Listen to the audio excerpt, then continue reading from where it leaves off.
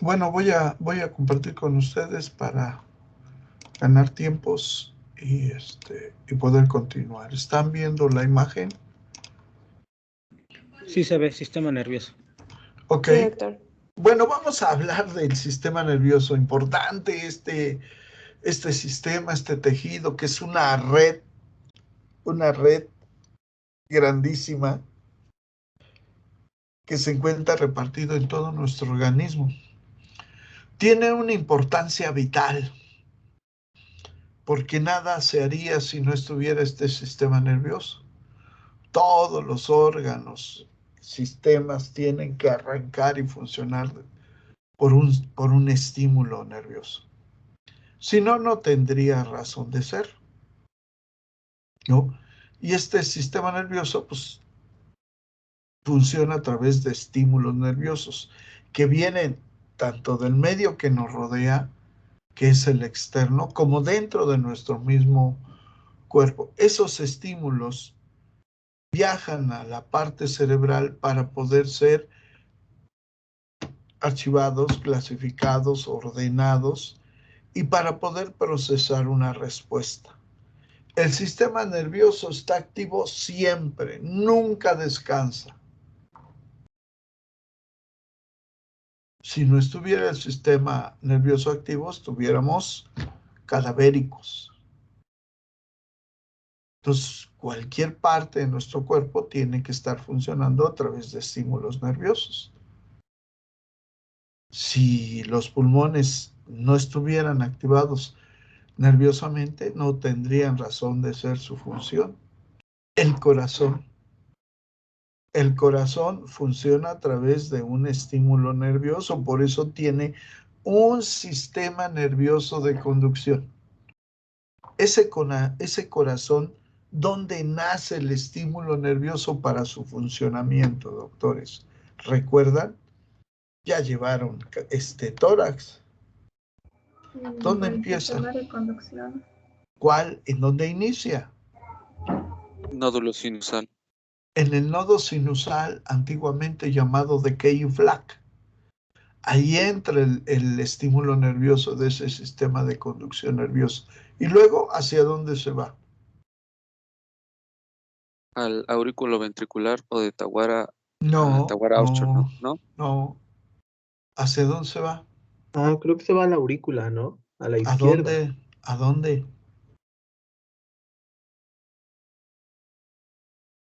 Antes de llegar al aurículo ventricular, ¿qué sucede?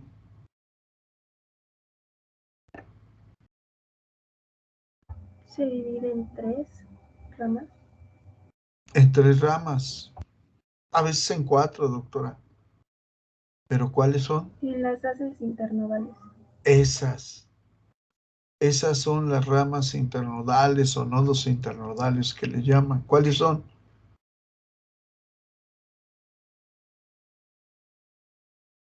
¿Cuáles son, jóvenes? Esas ramas internodales se conocen como de Torel, como de Weckenbach y como de Bachmann. Y una cuarta que se dirige hacia la aurícula izquierda.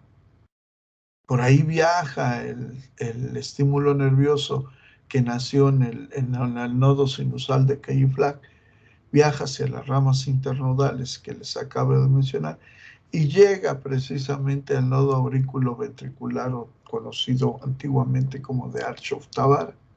De ahí sale hacia las raíz, que llega y se extiende hasta el tabique interventricular y se reparten 2 ramas nerviosas, una derecha y una izquierda, que son las ramas del haz de His. Y esas ramas se abren hacia las paredes laterales del corazón que van a formar la dichosa red de Purkinje. Y de ahí se reparte el estímulo nervioso al corazón para que lleve a cabo el funcionamiento de sus distintas válvulas, de sus distintos espacios, para que llene el corazón y bombee la sangre. Para que haga su lub-dub, lub-dub, lub-dub. Entonces el sistema nervioso sigue un orden. tiene estímulos de entrada y tiene estímulos de salida, que viajan en friega, que viajan de manera muy rápida. Entonces, esta red nerviosa, ¿sí? Este sistema nervioso, este tejido nervioso, son estructuras altamente complejas y altamente especializadas. Si las fastidiamos, nos van a dejar secuelas permanentes y quizás hasta nos cause la muerte. Entonces, es un sistema importantísimo que debemos de comprender. El sistema nervioso es una red formada por elementos anatómicos que tienen gran complejidad y tienen una especialidad notoria.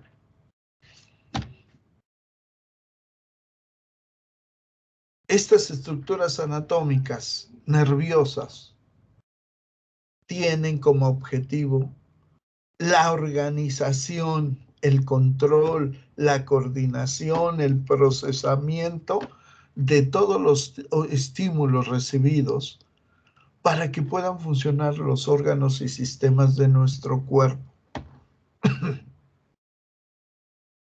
Y se da precisamente a través de la percepción de esos estímulos que ya les dije que vienen del medio externo, del medio interno, de nuestro propio cuerpo. Esos estímulos, cuando viajan hacia adentro, llegan al cerebro, tienen que ser analizados, tienen que ser ordenados, procesados. Por ende, tiene el cerebro que razonar ese estímulo nervioso que recibió, para poder dar una respuesta adecuada, para poder dar una respuesta ordenada. Si estamos hablando del aspecto salud, para que se lleven a cabo los procesos fisiológicos adecuados. Pero también los procesos patológicos nos provocan estímulos. Y ayer les decía yo, un estímulo patológico puede ser la fiebre, ¿sí? Que nos genera escalofríos, ¿no? Tenemos mucha fiebre y queremos taparnos, estamos temblando. Es un estímulo recibido internamente que nos está diciendo el cuerpo que algo está pasando en nuestro cuerpo, que hay alguna enfermedad en nuestro cuerpo. Entonces, el cerebro razona, entiende y manda una respuesta al cuerpo para que esa fiebre, ¿sí?, no nos afecte. Y entonces el sistema circulatorio se altera por esa fiebre. Y muchos sistemas tienen que cooperar para que el termostato de nuestro organismo trate de menguar esa temperatura que está generando el cuerpo. De esa manera se van dando los procesos. Por eso es importante este sistema nervioso central. ¿Se comprende? ¿Sí? ¿Jóvenes? Sí, doctor. Sí, doctor. ¿Qué tipos de célula presenta o tiene este sistema nervioso, este tejido nervioso? Bueno, tienen varias células, pero existe una que es la unidad funcional de este sistema nervioso. Esa célula es la neurona, que tiene características especiales de forma y de función. Entonces tenemos neuronas diferentes en relación a su forma y en relación a su función. Hablaremos de la neurona en su momento dado para entenderla. Entonces hablaremos de su clasificación por forma y por su funcionabilidad. Pero existen otras células, como son los astrocitos, como son los oligodendrocitos, como son las células de la microglia que tienen una finalidad inmunitaria, y por último, de las células ependimarias. Estas son las células que encontramos en el tejido nervioso. Pero repito, la unidad funcional es la neurona. Pero hablaremos también entonces de las diferentes células para que entendamos qué es lo que hace cada una de ellas. ¿Sí? Las neuronas, como tal, tienen una característica interesante. Concentran, aglomeran, almacenan dentro de su citoplasma, específicamente dentro de su núcleo, ácido ribonucleico, ARN. Entonces, esa situación de almacenar, de concentrar moléculas de ARN en su núcleo, ¿sí?, hace que reaccione de una manera veloz a los estímulos recibidos. En friega tiene que reaccionar. Recuerden que ayer les dije que el cerebro, ¿sí?, el sistema nervioso central, recibe millones de estímulos por segundo y debe de procesar respuestas también en ese tiempo. Entonces la reacción debe de ser rápida.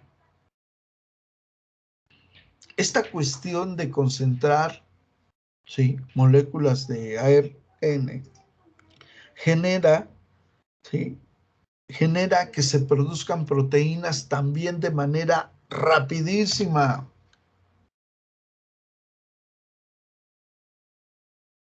Razón por la cual las neuronas pueden adaptarse de una manera rápida durante los procesos de aprendizaje. ¿A qué me refiero? A que la neurona recibe información, ¿sí?, y la recibe de una manera rápida. Y esa información que recibió la tiene que llevar al cerebro, la procesar, y esa información que recibió, si es de importancia, les decía yo, la va a guardar para que cuando considere necesaria el individuo la pueda volver a ocupar. Genere un aprendizaje, un conocimiento, genere cognición. ¿A qué me refiero yo? Hagan de cuenta que ustedes meten la mano en el fuego. ¿Qué va a pasar? Nos va a quemar. Se van a quemar. ¿Y qué van a hacer? ¿Qué van a sentir? Dolor. Dolor, un estímulo doloroso. ¿Y qué va a pasar? Quitar la mano. Pues van a quitar la mano. ¿Cómo la quitan? Rápido. A la velocidad del rayo. En automático, en friega, quitan la mano. Recibieron un estímulo sensitivo, doloroso, somatoestésico. Ese estímulo lo recibieron a través de ¿quién? ¿Qué se quemó? La piel. La piel. Entonces en la piel tenemos células receptoras que recibieron el estímulo doloroso porque se están quemando. Ese estímulo doloroso viajó a la velocidad del rayo hacia el cerebro, pero antes de llegar al cerebro, ¿a dónde llegó ese estímulo? Entró por el sistema periférico. ¿Y a dónde llegó? El sistema nervioso central. Sí, pero ¿a dónde llegó primero del sistema nervioso central? ¿La Entró médula por espinal? a la médula espinal, efectivamente, doctor. Y de la médula espinal subió para llegar al tronco encefálico.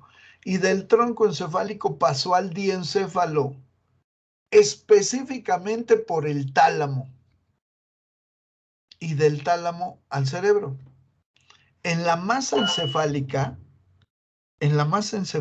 existen dos centros procesadores de información que son importantísimos. Uno de ellos es el tálamo y otro es el cerebro. El tálamo es el chalán, el que hace toda la chamba.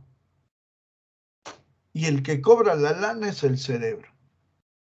Es el jefe. Entonces, toda la información pasa por el tálamo.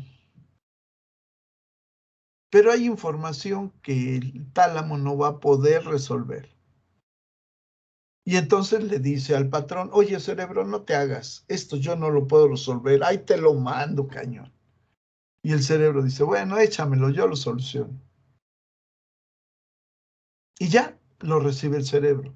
Entonces, el estímulo doloroso entró por la piel, viajó por el sistema periférico y llegó al sistema nervioso central. ¿Pero a cuál porción llegó? A la médula espinal. Fue un estímulo de entrada aferente que llegó a la médula espinal y de ahí pasó al tálamo y del tálamo a la corteza cerebral. Entonces, ese estímulo doloroso agarró una vía de entrada aferente que se conoce como espino talámico cortical. ¿Se entiende?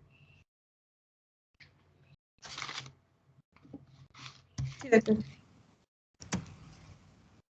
El cerebro la recibió. ¿En dónde la recibió? Es un estímulo doloroso, sensitivo.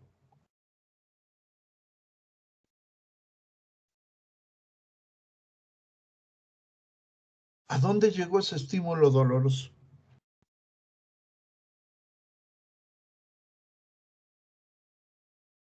¿A qué porción del cerebro?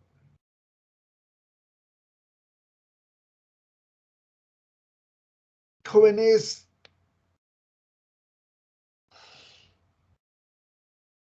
¿a qué porción del cerebro?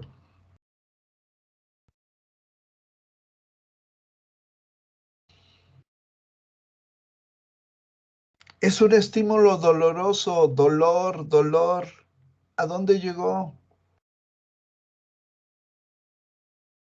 Jóvenes, están ahí. ¿Al encéfalo anterior? Ahora, ¿O a qué se refiere? ¿a qué parte del cerebro llegó? Hablamos de las dichosas áreas de Brodmann.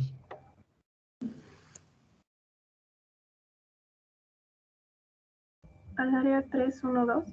Al área 312, que es el área sensitiva primaria. Ahí llegó el estímulo doloroso.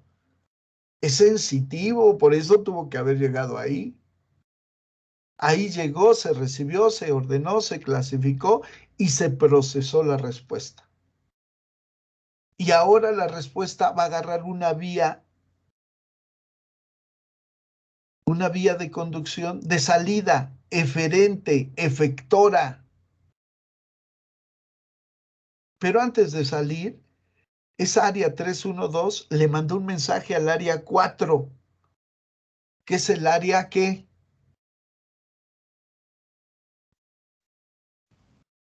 ¿Visual? ¿Qué es el área 4? ¿Es el área qué? Motora. Motora primaria. Y esa área motora primaria tiene que enviar una respuesta de regreso, ¿sí? Por una vía de eferente de salida, efectora, hacia la extremidad superior del cuerpo, para decirle al brazo, al codo, al antebrazo, a la articulación de la muñeca y a la mano, quita la mano, tonto, te estás quemando. Y en joda, vámonos, saco la mano. Quité la mano de ahí porque me estoy quemando, pero así rapidísimamente. Nomás sentí el dolor y en automático se dio la respuesta. Y utilicé primero una vía de entrada aferente, sensitiva, que llegó al cerebro por la vía espinotalámica cortical a las áreas 3, 1, 2 de Brodmann, se procesó y la sensitiva primaria ordenó a la motora, órale, avísale a ese tonto que quite la mano porque se está quemando. Y rapidísimamente se dio la respuesta. En ipso facto, ustedes no metieron la mano y dijeron, ay, me estoy quemando, voy a quitar la mano porque me está doliendo. No, así como metieron la mano, ¡ah, cañón! Y si te dicen, vuelve a meter la mano, ¿qué hacen? No, pues no lo hacemos. Ya no la Pues metemos. no lo hacen, entraron en un proceso de ¿qué? De cognición, de aprendizaje. De cognición, de aprendizaje, donde saben que esa información que ya llegó al cerebro, la guardó el cerebro y dijo, la guarda acá porque este atarantado ya no va a volver a meter la mano, porque ya sabe que le va a doler y que se va a quemar. Y entonces las neuronas se adaptan a ese proceso de aprendizaje, con una vía de entrada, una vía de salida y un proceso del estímulo recibido. ¿Se entiende? Sí, doctor. ¿Sí? ¿Se comprende lo que les digo? Doctor, ¿esto es de la vía anterolateral y la lenisco-medial? Bueno. Para que vean, esas son las vías que vamos a llegar a armar todavía. Estos son los pininos, los de entrada. Apenas les estoy diciendo, pongan atención aquí, para que entiendan cómo entra, por dónde van, por qué se le llama espinotalámica cortical. Cuando lleguemos a esa parte donde veamos vías de conducción nerviosa, tanto de entrada como de salida, hay muchas. Y si ahorita les empiezo a decir lo que me acaba de decir su compañera, pues nos vamos a enredar. Apenas voy en palito bolita. Todavía no puedo hablar de esas vías de conducción, pero sí, está usted en relación a eso, doctora. No corra, aguántese. Así aprendí yo. Con la misma hambre de querer... No, sí, es que como ayer estaba leyendo y leí algo de eso, y ahorita que lo estuve explicando dije, creo que sí es. Así es, doctora, así es. Siga leyendo, doctora, eso es importante. ¿Se entendió lo que les dije? Sí, doctor. Entonces, una neurona tiene muchas estructuras que la conforman. Tiene un cuerpo, este que se encuentra aquí, este en azul marino. Este cuerpo pues tiene su citoplasma, tiene sus organelos dentro de. Este cuerpo se llama soma o también se llama pericarión. Cuerpo, soma o pericarión. Este cuerpo, soma o pericarión, va a estar rodeado de una membrana. Esa membrana la van a ver aparecer en rosa. Ahí está la membrana. Es la dichosa membrana plasmática. Del cuerpo, soma o pericarión y de la membrana plasmática nacen unas extensiones. A esas extensiones se les conoce como árboles dendríticos. Árboles dendríticos. El árbol tiene un tronco. Los troncos son estos que van a ver aparecer en blanco. ¿Ya los ven? Sí, doctor. ¿Sí? Ese tronco del árbol dendrítico se llama neurita. Se llama neurita. Y las terminaciones nerviosas en las que se ramifica se llaman dendritas. Dendritas. ¿Se comprende?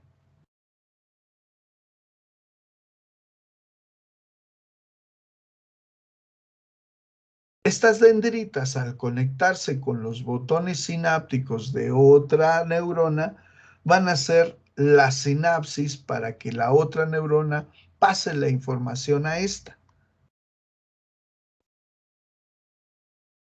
¿Hasta aquí vamos bien?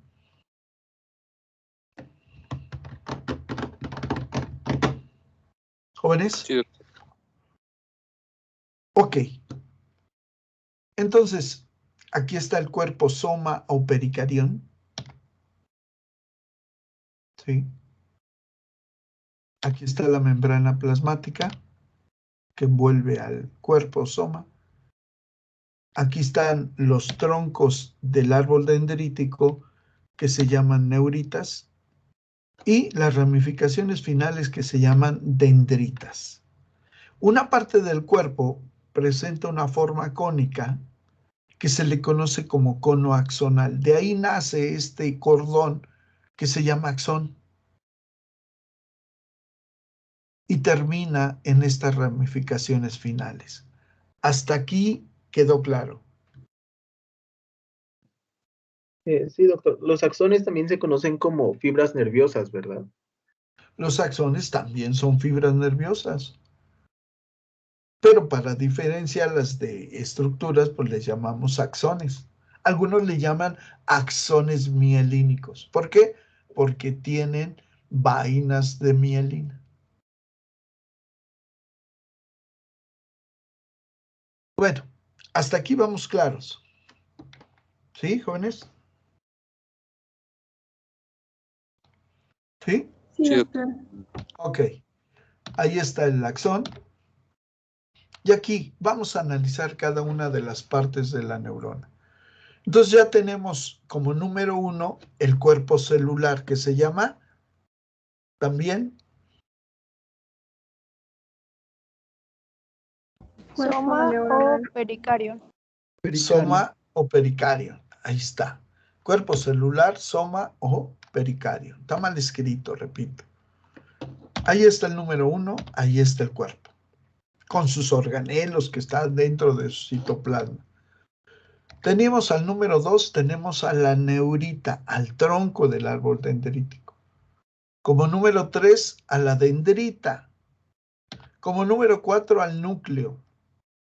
Como número 5, al aparato de Golgi. Como número 6, al cono axónico.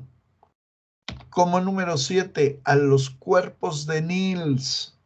Aquí está junto, debe de ir separado. Como número 8, a la mitocondria, que también se encuentra dentro del citoplasma. Como número 9, al axón mielínico. Este es el axón. Como número 10, a las células de Schwann que se encuentran dentro de la vaina de mielina. Como número 11, a los dichosos nodos de Rambier. Como número 12, a las partes colaterales del axón cuando existen. Ya veremos las formas. Como número 13, a los telodendrones que se encuentran aquí. Como número 14, a las telodendrias, que es el ramaje del telodendrón. Y por último, a los botones sinápticos. Ya tenemos el listado. Traspolémoslo a la imagen. Acá está el cuerpo. Como número 2 tenemos a la neurita, al tronco del árbol dendrítico. Ahí está. Como número 3 tenemos a la dendrita, que es la ramificación final del árbol dendrítico. Ahí está. Como número 4 tenemos al núcleo, que se encuentra dentro del citoplasma del cuerpo de la neurona. Ahí está. Como número 5, al aparato de Golgi, que también dentro del citoplasma de la neurona se encuentra. Ahí está el aparato de Golgi. Uno de los extremos, que es este, forma una forma de cono, que es esta, Y a esto le llaman cono axonal, de donde nace el axón. Ahí está con el número 6. Con el número 7 existen unos cuerpos, aquí los ven como de color café, un poquito más oscuros, estos, se llaman cuerpos de Nils. Cuerpos de Nils tienen la característica de que cuando hacemos un corte, en el cerebro y lo vemos el corte, vamos a ver un área del cerebro que está más oscura, como más café, pues. A esa parte más oscura en el corte le conocemos como sustancia gris de la corteza cerebral. Sustancia gris. Esa coloración se la debe a estos dichosos cuerpos de Nils. Recuérdenlo, cuerpos de Nils. Como número 8 tenemos a la mitocondria del citoplasma, ahí está. Como número 9, al axón. Este es el axón, todo el axón.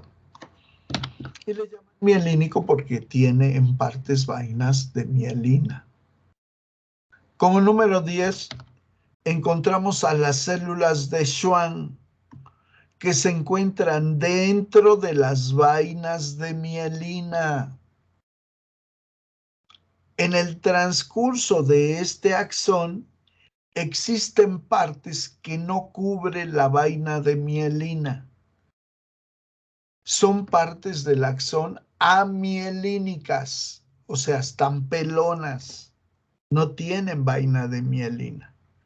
A esa porción, que son varias, están intercaladas. A esa porción que no tiene vaina de mielina se les conoce como nodos o nódulos de Rambier. Nodos o nódulos de Rambier. La parte final del axón, ¿sí? En ellas vamos a encontrar a estos troncos que se llaman telodendrones. Ahí están los nodos de Rambier con el número 11. Y después encontramos a la parte colateral del axón siempre y cuando la haya. Como número 13, al telodendrón. Ahí está el telodendrón. ¿Sí? Y las ramificaciones finales que hace el telodendrón se llaman telodendrias, con el número 14. Y terminan esas telodendrias con esas estructuras, ¿sí?, circulares que vemos en morado, que son los que son los botones sinápticos, o también llamados pies sinápticos. Estos pies sinápticos se van a conectar con las dendritas de otra neurona. Botones con dendritas. Entonces, el estímulo nervioso entra por las dendritas, pasa a las neuritas, llega al citoplasma o al cuerpo, soma o pericarión de la neurona, y de ahí pasa al cuerpo axonal, y de ahí se sigue al axón,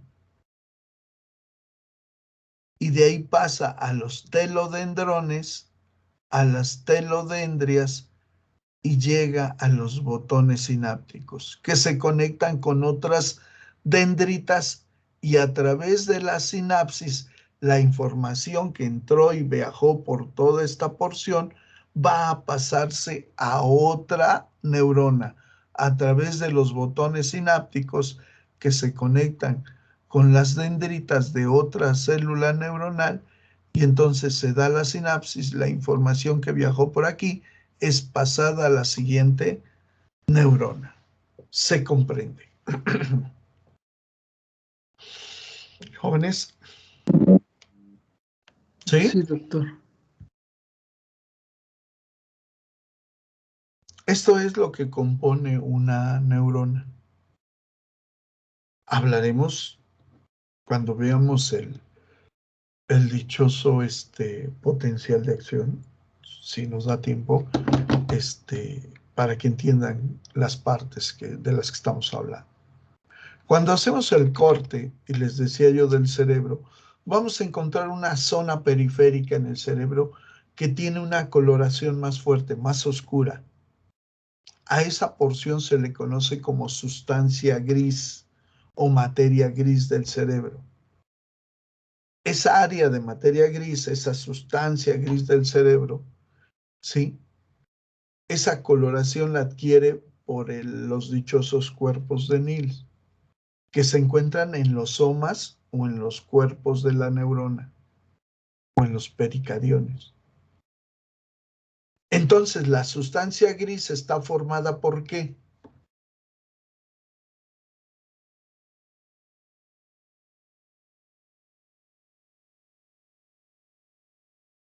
¿Por qué está formada la sustancia gris? Por el cuerpo de Nissl, de Nissl. Pero el cuerpo de Nils está dentro dentro de los cuerpos neuronales o somas. Entonces, la sustancia gris, ¿de qué está formada? ¿De cuerpos neuronales? De cuerpos neuronales o O pericarions. de cuerpos neuronales somas o pericariones. ¿Se entiende? Sí, doctor. Entonces, aquí tenemos a la neurona, acá está la dendrita, la neurita, el cuerpo, el cono axonal, el axón con sus vainas de mielina, etc. Ahí está. Estos cuerpos de Nils estos cuerpos neuronales tienen por dentro a los dichosos cuerpos de Nils que le dan esa coloración al cerebro. Cuando hacemos el corte vemos esto. Esto es lo que está más oscuro. A esto le llaman sustancia gris. Entonces, la sustancia gris del cerebro está conformada por Cuerpos neuronales, somas o pericariones. por cuerpos neuronales, somas o pericariones. Pero aquí en el corte podemos ver unas áreas más claras. A esto le llaman sustancia blanca. Entonces, la sustancia blanca, ¿de qué está formada?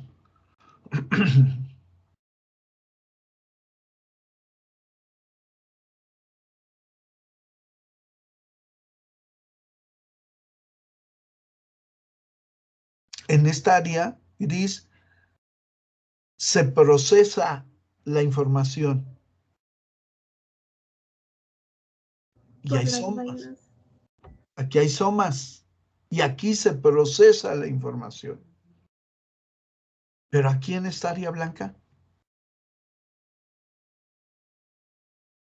¿Hay axones? hay axones, está formada por axones. ¿Y los axones qué hacen?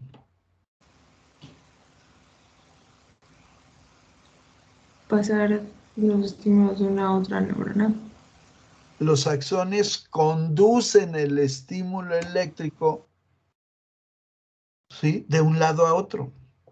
Entonces, la sustancia blanca está formada por axones y forma zonas o vías de conducción.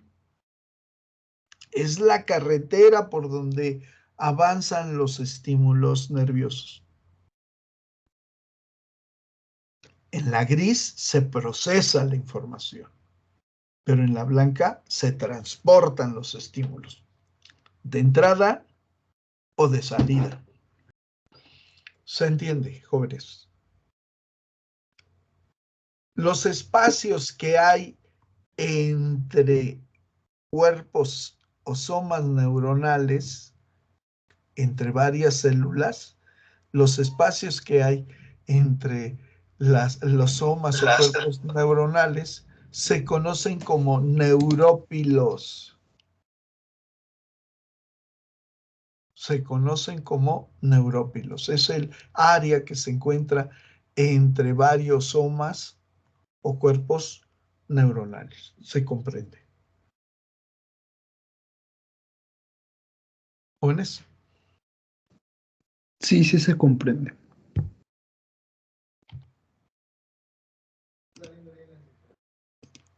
Preguntas, jóvenes. Estos cuerpos de Nils, ¿a qué deben su coloración? Pues tienen una sustancia especial que los hace que sean más oscuros. Y eso, yo ejemplifiqué un cuerpo de Nils, pero son varios, y le dan ese tono de color. ¿Sí? Y por eso tiene ese aspecto el corte del cerebro. Y los responsables son esos dichos cuerpos de Nils, que son una sustancia más oscura. ¿Alguien más, jóvenes?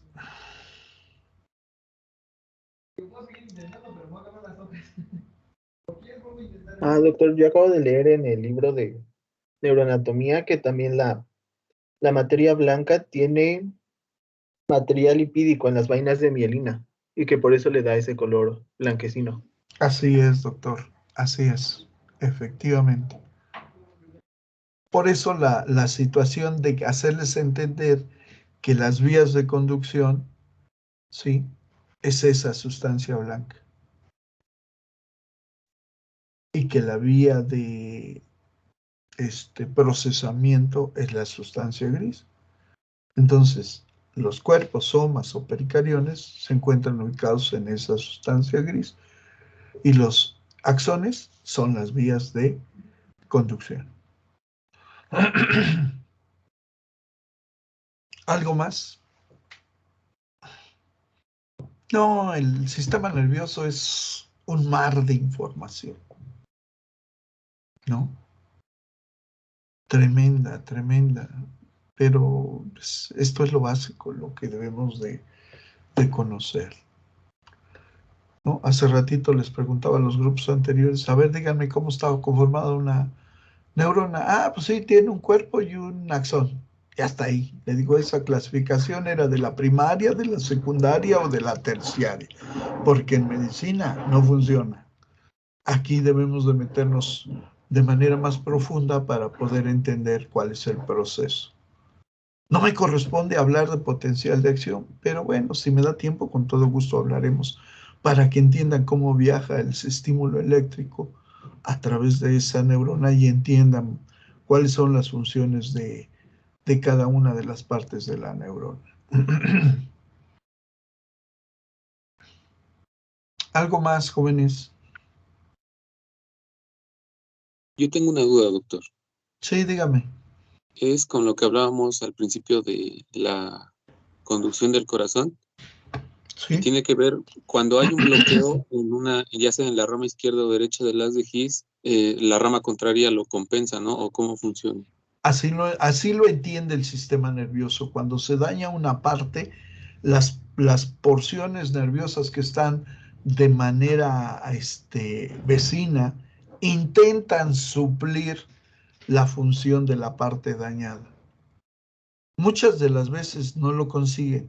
Otras, pues, llegan a ser una pequeña función auxiliadora que limita el daño, ¿sí? Porque al morirse la inervación seguramente se va a morir la circulación y el músculo cardíaco se muere, se necrosa. Y entonces, dependiendo del porcentaje dañado del músculo cardíaco, es el riesgo de vida o es el riesgo de muerte. ¿Y esos bloqueos a qué se deben? ¿O cuál es su etiología? Porque se daña la vía de conducción nerviosa. ¿Y ¿Sí? tiene reparación? En ocasiones sí, doctor. En ocasiones sí. Pero depende del daño por el cual se haya sido causado, pues entonces pueden llegar a tener una solución. Si no, pues la gente que se infarta o que tiene infartos ya quedan sentidos, quedan ¿cómo le diremos? Ya quedan resentidos de esa porción, ¿no? Es rara la persona que llega a soportar un segundo, un tercer infarto. Entonces hay muchas cosas que tienen que ver ahí, circulación, hay muchas cosas que tendríamos que hablar, pero en ese tenor. Jóvenes, ¿algo más? Yo tengo una pregunta. Dígame, doctora. Entonces, ¿qué pasa con las personas que no tienen como, que no sienten? ¿A qué se refiere con que no sienten? ¿A que Ajá, el tengan dolor, una... los estímulos que reciben. De los tipos dolorosos que tienen, Ajá. vamos a decir, hay gente que tiene problemas de hiposensibilidad.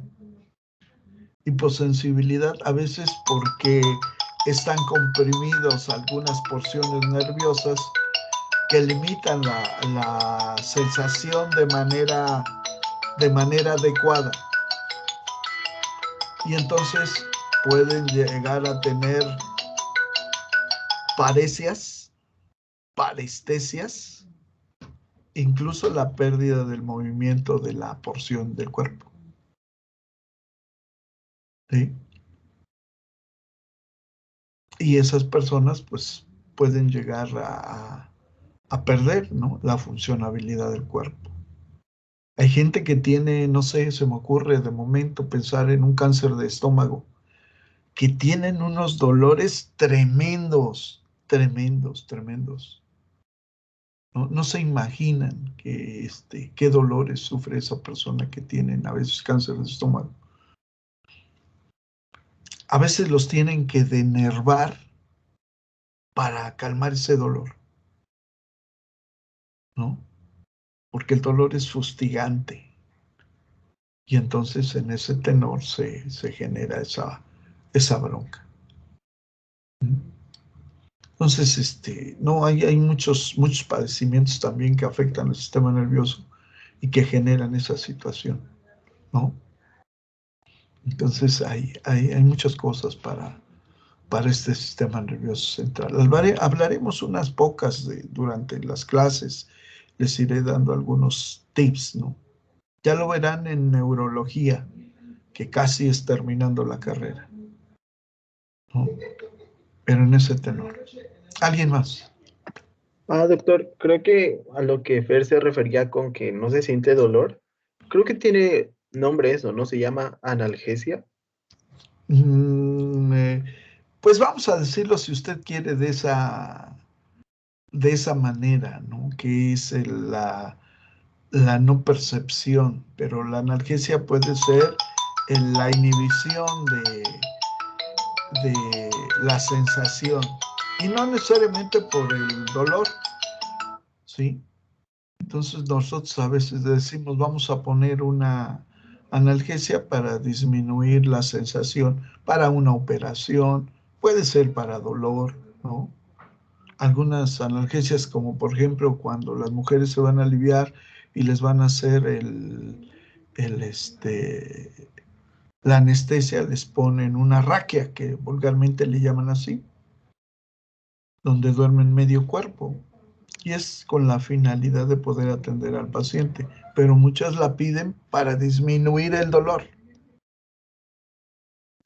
No tiene esa finalidad, pero algunas no, pues a mí que me pongan el bloqueo para que no me duela tanto, pero a lo mejor el bloqueo está indicado bajo otro tenor, no la del dolor, pero algunos lo toman de esa manera.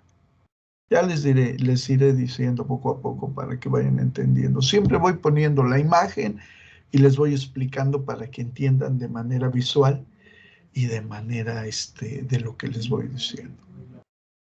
Jóvenes, ¿algo más? Yo. Sí, dígame, doctora. Doctor, entonces eso significa que las personas que se especializan, bueno, los doctores que se especializan en anestesia, están muy ligados a lo que es el sistema nervioso, ¿no? Porque... Debe de ser, doctora, con un bloqueo pueden dejar tarado a la persona. Si no ponen el bloqueo de manera adecuada, lo pueden dejar con una tara al paciente. La anestesia se puede ir hacia el cerebro y el paciente queda mal mentalmente. Entonces deben de conocer la vía nerviosa de la columna vertebral. Deben de saber dónde termina la médula espinal, cuáles son los espacios donde deben aplicar el trocar para poner la anestesia general o el bloqueo, ¿sí? Y no lastimar a la médula espinal y a las meninges. Pueden dejar una parálisis generada por una lesión de médula espinal. Entonces deben de conocer dónde pueden hacer la punción. Hasta los que van a hacer una punción para obtener muestra del líquido cefalorraquídeo y la hacen a nivel de la columna vertebral, deben de saber dónde poder hacer la punción para no lastimar a ese cordón nervioso llamado médula espinal. Gracias. Sí. ¿Algo más? ¿No? Doctor, ¿Sí? algo similar sucede con la diabetes, porque por ejemplo también hay como daño en los nervios y Sí, en las piernas y efectivamente. extremidades, ¿no? Es una enfermedad crónica y degenerativa. Y degenerativa quiere decir que esta enfermedad de la diabetes afecta a varios sistemas y uno de ellos es el nervioso. A estos pacientes tienen neuropatías que pueden ir desde, casi siempre se manifiestan con dolores, con adormecimiento y hormigueo de las extremidades, con la falta de sensación, ¿sí? Y entonces se generan problemas de tipo neural por una enfermedad crónica que va complicando a los diferentes sistemas en ese tenor. Y bueno, ahorita que dice de las neuropatías, igual con el hipotiroidismo, ¿no? Pero con el hipotiroidismo, ¿por qué estas neuropatías? O no sé. Recuerde que esta glándula tiroides depende de una estructura nerviosa que se encuentra en el cerebro. Se llama glándula pituitaria o hipófisis. Esa glándula pituitaria, les decía yo, que hay dos sistemas portas importantes en el cuerpo. Uno que se encuentra en la cavidad abdominal, que es el sistema porta hepático. Y el otro sistema importantísimo es el sistema porta hipofisiario. Esa hipófisis tiene una parte neuro y una parte adeno, una adenohipófisis y una neurohipófisis. En esa porción de la hipófisis se generan factores liberadores e inhibidores de sustancias glandulares. Y dentro de ellas hay sustancias que tienen que ver con la tiroides.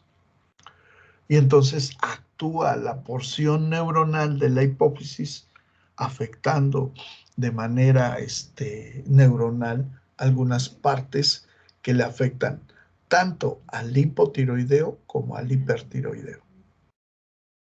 Entonces es interesante ir armando el cuerpo para poder saber qué se dañó, con qué puede estar relacionado, para que puedan llegar ustedes a un diagnóstico certero, ¿no?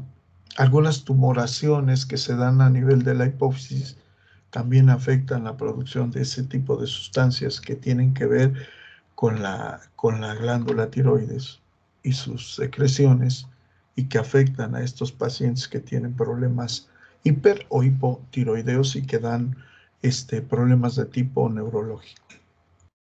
¿Sí? Sueño, sobre todo hay gente que tiene problemas de tiroides que todo el tiempo tiene sueño, se siente cansada, tiene dolores. Pues hay una serie de situaciones que se van dando. Jóvenes, no los corto, me quedan 3 minutos. Nos estamos viendo el día de mañana. Pórtense bien. Nos vemos, jóvenes doctores. Hasta luego. Hasta luego. Gracias, doctor. Gracias, Gracias. doctor. Hasta luego. Hasta luego, jóvenes. Gracias, doctor. Hasta luego a todos.